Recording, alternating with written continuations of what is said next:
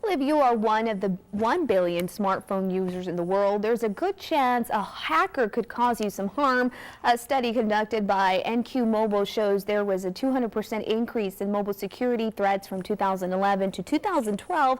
That means a total of 33 million devices were infected. Of those, 95% were Android devices. The reason?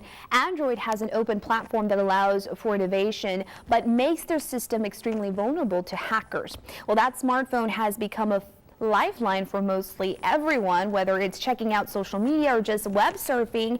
It's making it easy for hackers to steal your identity. And this morning we're joined by Dr. Gerald Hughes of UTPA to explain how you can better protect yourself. So good morning, Dr. Hughes. Good morning. Thanks so much for being with us. And this little phone right here does so much more than just make a phone call nowadays. Tell us why that could be so dangerous.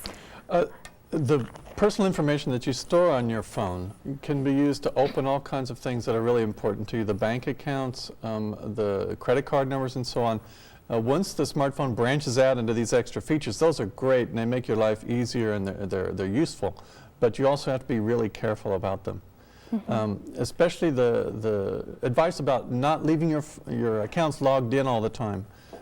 If your Facebook is already logged in, for example, when you just turn on your phone and you swipe in, will it go straight to your Facebook page, or do you have to enter your information all over again?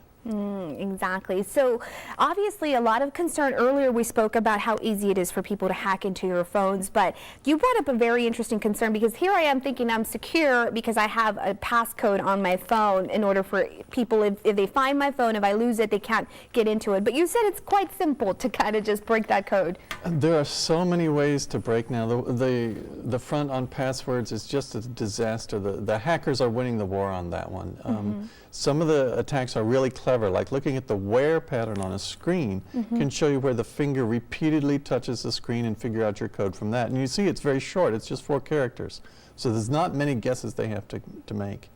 And nowadays, if your password is less than 10 characters, even if it's completely random, hard for you to memorize and hard to remember, you're just a sitting duck. They've already pre-computed all of those passwords. Just to get out of sitting duck territory, you have to have an 11-character password. And to be really secure, you have to have 15.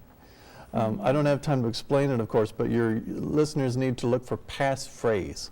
A passphrase will give you a really long password that will defeat some of the most common attacks that hackers use to get your information. They're looking for low-hanging fruit.